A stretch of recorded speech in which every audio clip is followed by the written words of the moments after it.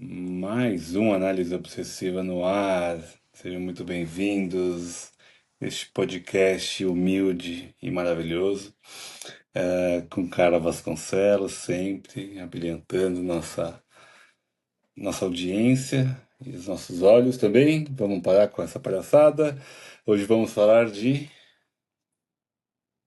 Persépolis, baseado nos quadrinhos de Marjane Satrapi, que nos deixou nessas últimas semanas, semana passada, e uma perda que foi muito dolorosa, muito marcante pela grandiosidade da artista que foi, mas revisitamos Persépolis, o filme, e falamos, merece ser relembrado e colocado no análise.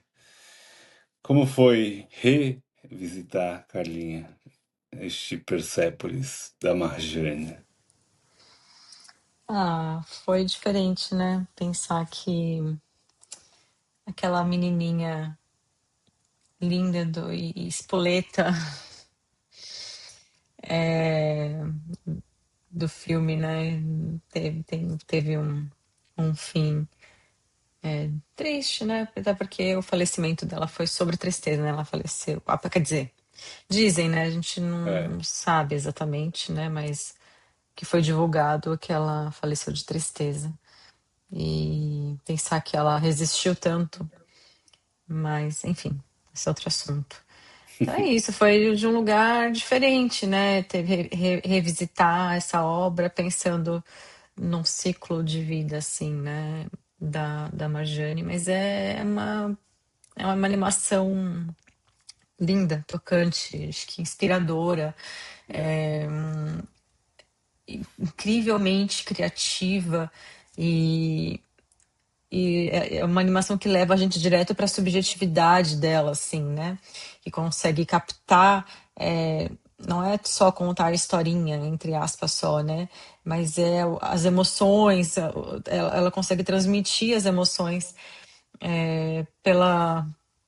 pelos contrastes de preto, branco e diversos tons de cinza, assim, tipo, esses são os verdadeiros maravilhosos tons de cinza, né, da história do cinema, porque é maravilhoso o jogo de cores. Eu não acho que não é um filme preto e branco, né? É um filme que tem muitos tons diferentes de cinza. Tem a parte que é colorida também, mas é inteligentíssimo. Inteligentíssimo, incrível. É uma animação fenomenal. É uma maravilha, né? É interessante de enxergar o filme, a animação, como um prisma daquela mulher a cada momento da sua vida, né?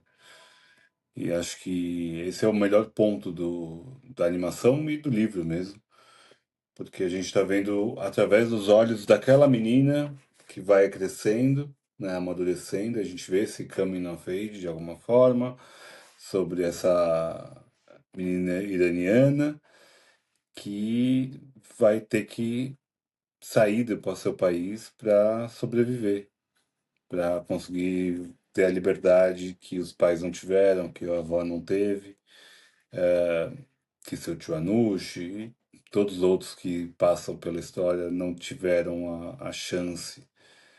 E é super legal porque sempre colocam, mas será que é baseado, é historicamente perfeito e tudo mais? É um filme, né? É muito difícil você colocar isso numa perspectiva histórica, como um preto no branco mesmo. Tem muitos tons de cinza e tem que ter, porque a história é feita de tons de cinza, né? Ou a gente ouve a história do vencedor, ou a história de quem foi massacrado. E aqui a gente está aos olhos de uma criança. Então, acho que esse é o ponto mais gentil e genial da animação, que consegue nos transportar para uma infância que todo mundo teve. A gente consegue se transportar para os olhos e para a vida da Margie, naquele momento. E que ocupa bastante parte do filme a infância, né? Que acho que também é onde eles colocam mais a parte histórica, né? Contando, fazendo como se fossem flashbacks sobre a Revolução, a queda do Shah, e toda a retomada depois desse governo totalitário que está aí até hoje. Muito, muito bem feito, muito envolvente. É uma animação que aparentemente é muito simples, porque é quase uma transposição do livro para a tela, mas ele consegue ter uma profundidade muito incrível de mistura de formas de animação, né? As vozes estão impecáveis, né? Aquela Mastroianni que faz a própria Marjane é um sabor e, e acho que eles conseguem passar uma tenacidade na voz, ou quando é necessário uma urgência.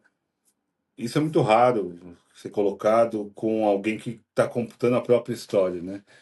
A gente não está vendo uma história que foi comprada e alguém está fazendo. Não, ela fez questão de ser diretora do filme junto com o Vincent Paranaud, que, que é o desenhista de fato, né? Da animação, né? Ele é o animador, mas também é acreditado como diretor do filme. E é uma beleza, é difícil achar adjetivo para o filme, para animação, porque cada personagem é especial de uma forma. A gente consegue se emocionar e se conectar com a avó, que talvez seja o maior bibelô, né, do filme, o pai com a sua sabedoria, a mãe com o seu amor, com a sua paixão, com a sua vontade de que ela não sofra o que ela sofre.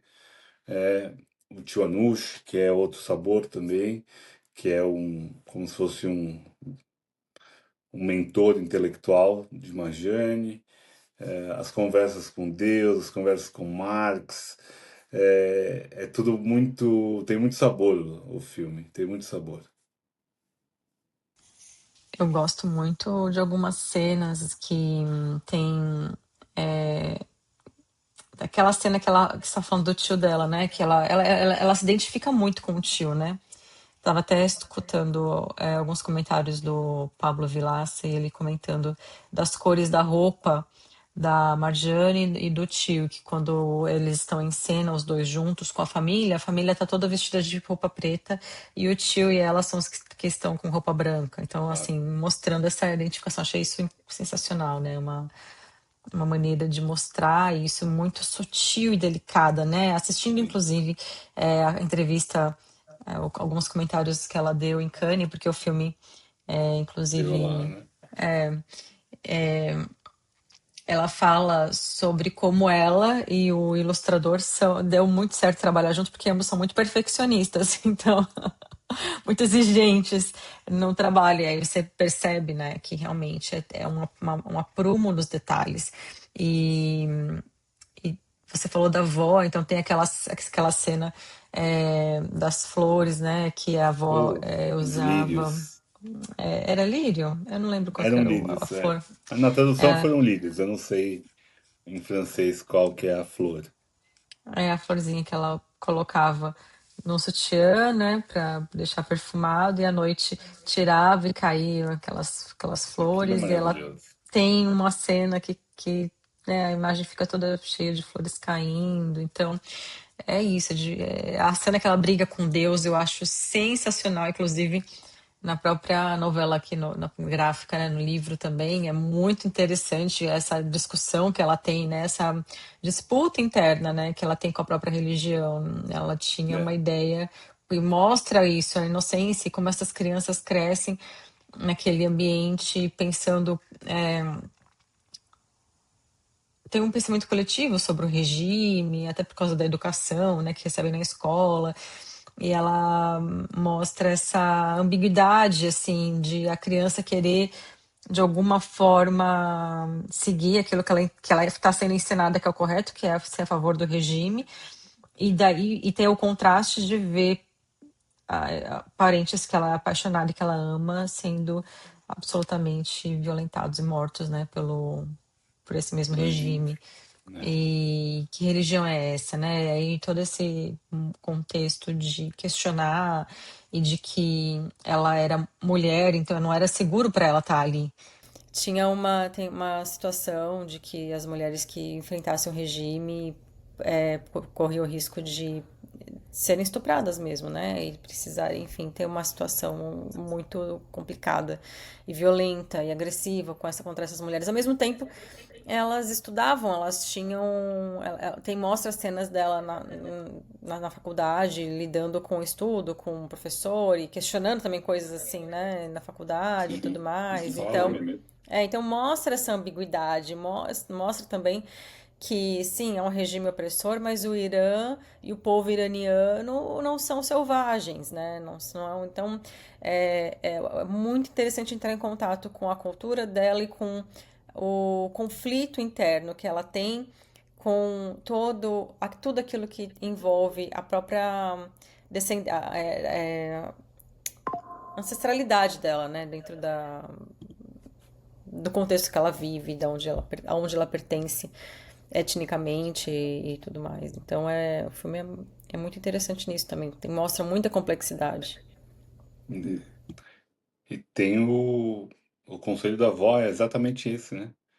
Não que se esqueça de onde você veio, né? É uma coisa que acho que falam duas vezes na animação, porque de certa forma ela sai do Irã para viver uma liberdade e ela quase morre em Viena, né? Onde ela rejeita quem ela é. Em algum momento ali ela diz que é francesa. E o fantasma da avó, que nem tinha morrido ainda, aparece para ela. Como assim? É assim que você trata?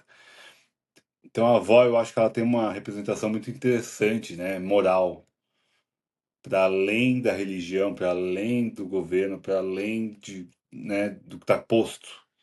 É uma diretriz. E acho que o Anush também era um pouco, mas como ele morre muito cedo, ela tinha 9 anos. Tem isso também, né? Esses heróis que a gente cria na nossa infância, a projeção do qual ela faz desse tio. É, é uma projeção que ela agora está revisitando quando ela escreveu, há 20 e poucos anos atrás, a animação, o HQ. Ela teve que revisitar também essa paixão. E certamente não foi nada fácil. Depois ainda revisitar novamente para o que colocar da HQ para o cinema, que é um público muito maior, né? Que pode atingir um público muito maior que a HQ. Então, certamente foi uma escolha muito difícil escolher também, porque a HQ toda é muito boa, todas as passagens são lindas, os capítulos curtos que dão essa como se fosse uma passagem do tempo mesmo da vida dela. E o filme é muito curtinho, né? O filme podia ser muito mais longo, o filme podia ter horas. Mas eu acho incrível como fecha bem. É um filme que se fecha muito bem nas escolhas, nos momentos marcantes. É um pouco episódico, de certa forma, mas ele não é desconexo de nunca. Ele está sempre se fechando numa ideia de retorno, né? De olhar para trás, como se ela estivesse hoje recontando a história. Isso é muito bem feito, né? Quando ela está colorida, ela olha para o passado em branco e preto. Isso, e tem uma. É interessante que em alguns momentos a ilustração muda, né? E eles fazem com um aspecto, um estilo do tipo que remete àquela coisa de teatro, é, sombras, né? Ou marionetes, algo assim. E são momentos em que eles estão contando a história, explicando pro público, pra audiência, o que está acontecendo ali. Então são as próprias pessoas como se elas estivessem ali narrando a própria história de alguma forma, e aí a tela fica toda escura e parece que tem um holofote que ilumina aquela pessoa e fala, então.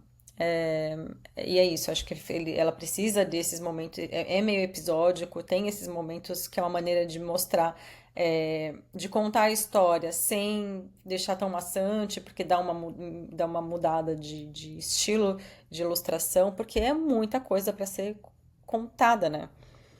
É muita coisa para ser contada. E é incrível como em Viena também não foi nada fácil, né? Então, essa questão dela ser imigrante, dela ter sido exilada, dela lidar com a cultura ocidental que dizem que é maravilhosa, né? Porque, enfim, livre, mas mostra também como é patética, né? É muito patética em muitos aspectos. Aqueles amigos dela meio punk, revolucionários de floresta, de tocar violão lá pra lua. Sei lá, que aquilo é pra fumar um, é toda uma desculpa pra fumar um, tudo bem, vai fumar um, mas assim, é, revolucionário de prédio, né? De menininho de prédio. Então, ela realmente é uma história fascinante e que abre a nossa mente também para, né? Nós que somos brasileiros que não entendemos, a gente existe também uma certa um estigma, especialmente depois do 11 de setembro, né, tal, criou-se um estigma cultural, social, assim, no imaginário do Ocidente, de que as pessoas do Oriente Médio, é tudo como se fosse tudo uma coisa só, como se fosse tudo uma mesma religião, um mesmo estilo, enfim, e a gente entende que é muito complexo, muito mais difícil de entender do que simplesmente pintam, né, pra gente a ideia do Islã e tudo mais. Né? Né isso. É uma pena, né, que ela foi. E é isso. É uma tristeza pensar que há um fim, né, dessa história. A Marjane se transformou em uma diretora de cinema, né? Ela fez, acho que 5 filmes ao todo na sua carreira dirigindo. E Persepolis foi o primeiro, então ela deu um tiro super certo na primeira. A segunda, ela também adaptou o outro HQ dela, que é Frango com Ameixa. Os outros foram filmes que ela foi contratada para ser diretora, não contando mais as suas próprias histórias, mas que estão aí em várias outras HQs, não apenas Persepolis, que merecem ser lidas, vistas, celebrada a vida, a arte de Marjane Satrapi, sei lá, não sei como fala. E aí, como que fala, cara? Ah, justo eu, gente, que eu tenho um problema grande de lembrar nome que dirá pronunciar corretamente, mas eu só queria dizer obrigada para essa mulher incrível que me tocou tanto e me toca tanto a história de vida dela. Acho que ela deixou um legado muito importante e muito inesquecível, especialmente para as mulheres iranianas que ela inspira. Eu vi muitos comentários de muitas mulheres artistas iranianos sobre isso e ela era realmente uma inspiração mesmo, alguém para um modelo para se seguir, que ela descanse, que ela tenha encontrado paz, que ela esteja com a avó e com o tio dela. Vejam Persépolis, celebrem Marjane e até o próximo episódio de Análise Obsessiva. Mostra aí essa arte linda. Punk is not dead.